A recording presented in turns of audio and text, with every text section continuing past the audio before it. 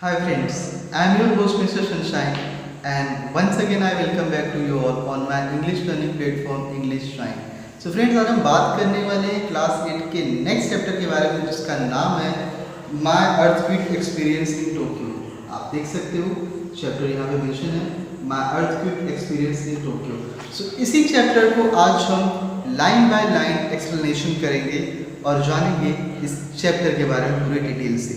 So starting में एक बहुत ही प्यारी सी लाइन आई है, have you ever experience an earthquake. क्या आपने कभी भूकंप का एक्सपीरियंस किया है, अर्थक्वेक का एक्सपीरियंस किया है? और डेट है on 11th of March 2011 Japan was struck by one of the most, Japan में एक बहुत ही खतरनाक भूकंप आया हुआ था जो अब तक का सबसे भयानक वाला अर्थक्वेक है और जिसकी डेट थे 11th of March 2011। तो वो कह रहे हैं ऑथर कि चलिए इसी चैप्टर को एक जो ट्रू लाइफ इंसिडेंट है उसके बारे में बात करते हैं। एक्चुअली ऑथर एक फोटोग्राफर है और उसमें उन्होंने अपनी फोटोग्राफर के इस टाइम में किस तरीके से इस पूरे पिक्चर्स को कवर किया, इसी के बारे में ये पूरा एक रियल लाइफ स्टोरी है। और क्या कह रहे हैं वो, I left my hotel room with my camera excited to the document manic energy of Tokyo sprawling megalopolis. There was no way I could have known that instead. क्या करें, मैंने अपना I left my hotel room with my camera। मैं जिस hotel में ठहरा था मैंने उस होटल रूम को सुबह छोड़ा और मेरे साथ मेरा कैमरा था।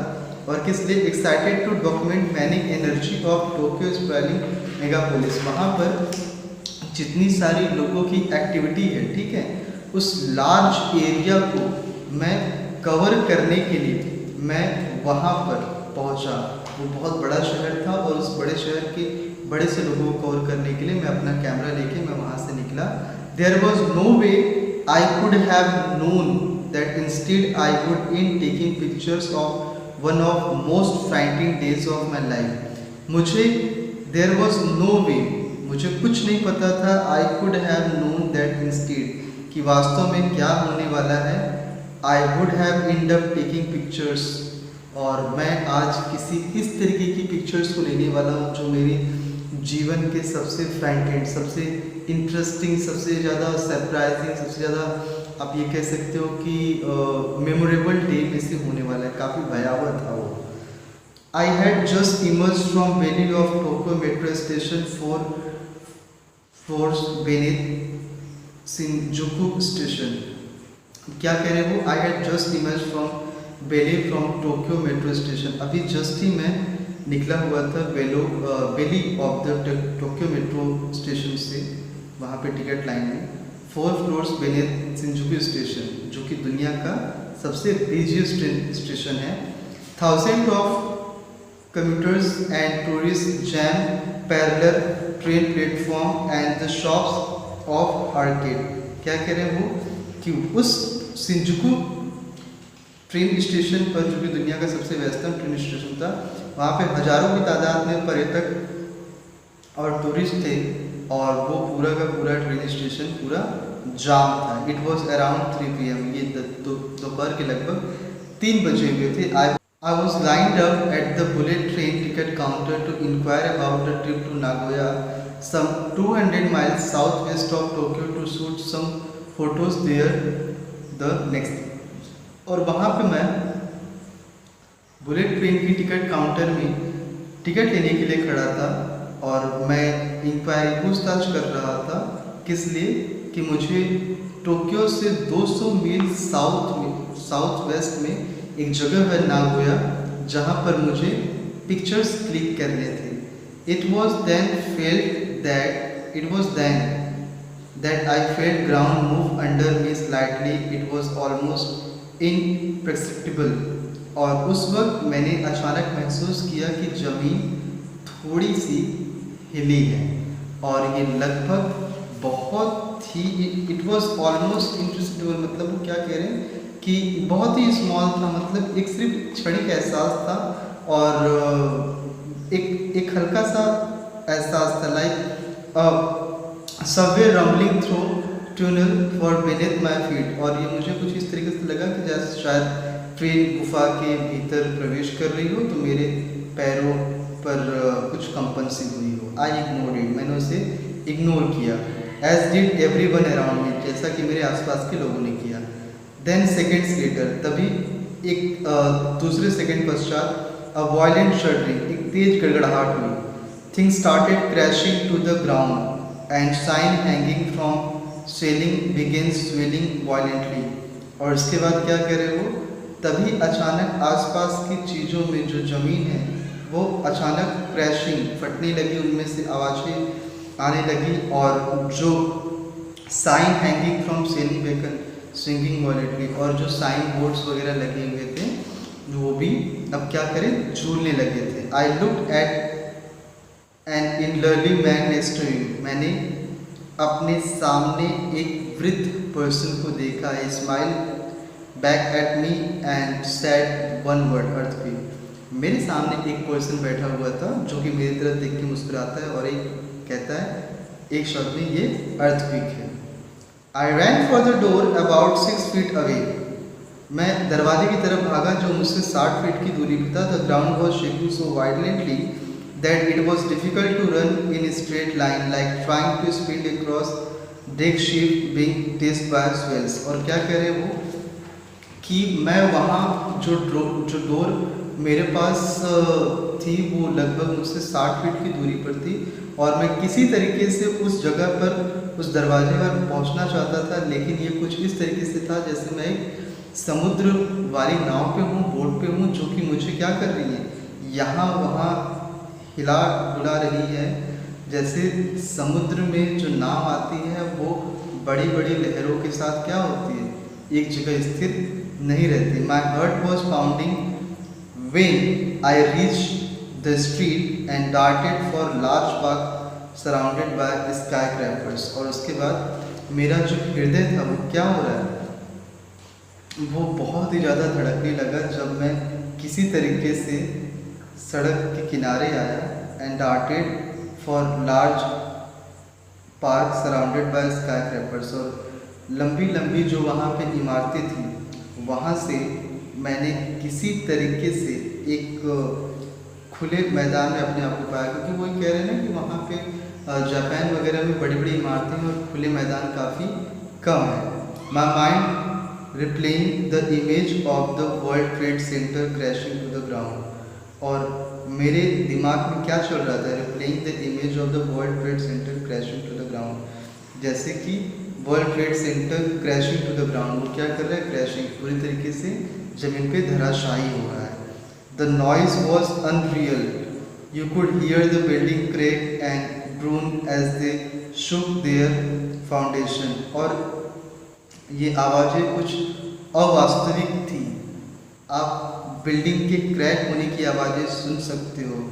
And groaned as they shook their foundations, और उनकी जड़ों से उखड़ने की आवाज़ें सुन सकते हो। It is something like earthquake started. I wanted to get as far away from this building as possible, but in Tokyo finding any truly open space is virtually impossible. और जो इमारतें अब गिरने वाली थी वहाँ से मैं किसी तरीके से अपने आप को बचा के, जैसा कि मैंने अभी आपको पहले बताया, एक खुली जगह में जाना चाहता था। लेकिन टोक्यो जैसे, जापान जैसे शहर में ये बहुत ज़्यादा इम्पॉसिबल है कि आपको कोई एक खुली जगह वहाँ पर मिल जाए। I turn to look at the building that I had just run off, it was convulsing uncontrollably. और अभी अभी जिस जगह को मैं छोड़कर आया था, मैं अब उस बिल्डिंग को देख रहा था, वो अब हिल रही थी, मतलब पूरी तरीके से हॉरिजॉन्टल में खड़ी थी और क्या कर रही थी, अब वो ऐसे ऐसे ऐसे ऐसे हिल डुल रही थी। And you could still hear the ground rattling as thousand of people unevacuated the buildings. I started the shoot photos of everything that what was happening. क्या कह रहे हैं वो कि ज़मीन पर जितने सारे लोग थे वो किसी तरीके से एक सफल जगह की तलाश में यहाँ वहाँ भटक रहे थे और आप उनकी आवाज़ें सुन सकते हो। और उस जगह पर जितनी सारी चीज़ें एक्टिविटीज़ हो रही थी मैंने सभी को अपने कैमरे में कैद कर लिया। I stood in the park for a good 2 hours as did almost everyone else. और मैं एक पार्क में लगभग 2 घंटे रहा, जहाँ पर लगभग सारे लोग वहाँ मौजूद थे।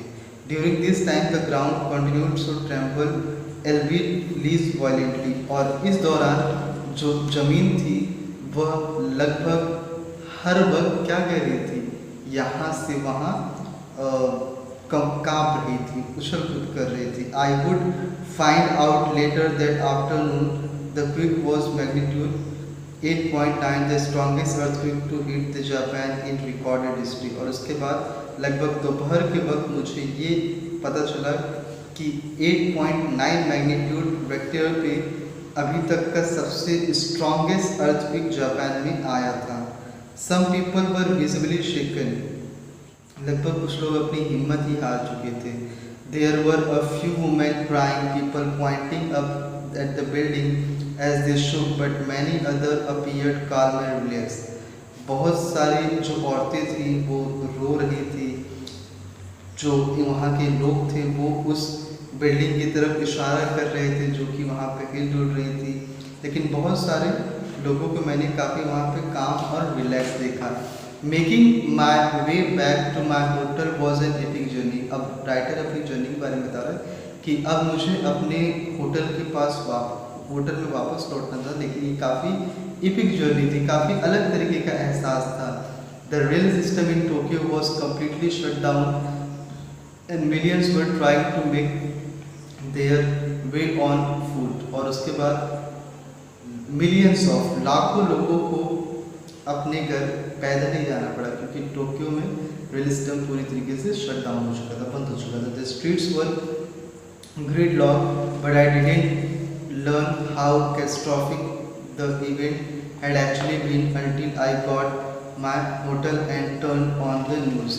और उसके बाद क्या कह रहे वो कि वो जो नज़ारा था, क्या the street were gridlock, street were gridlocked, crowded with traffic on the streets, and so that no movement is possible।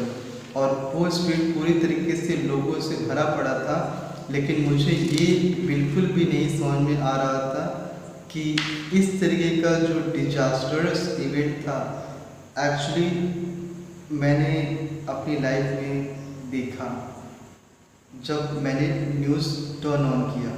The coastal areas of Japan, especially a few hundred miles to the north, were devastated beyond recognition by tsunami। और क्या करें, जो Japan के coastal areas थे, specially few hundred miles in north से few hundred miles वाले जो area थे वो क्या थे, डिवोस्टेट, पूरी तरीके से तबाह हो चुके थे। और वो किस तरीके से तबाह हुए थे, सुनामी के कारण।